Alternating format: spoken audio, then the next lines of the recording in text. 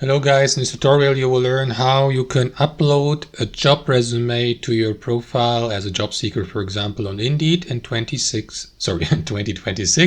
So let us guide you through it. Head over to Indeed, log into your account and click into your profile icon on top right. From there, navigate to Profile. Here guys, what you want to do is scroll down a bit, and under Resume you will see these two options. So you can either create a resume using the resume building tool here on Indeed, or if you have already prepared one, for example saved as a PDF on your device, you may do that by uploading it. Click into this button, navigate to the file.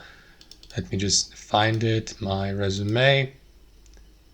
Wait for the upload process to be finished, and there you go.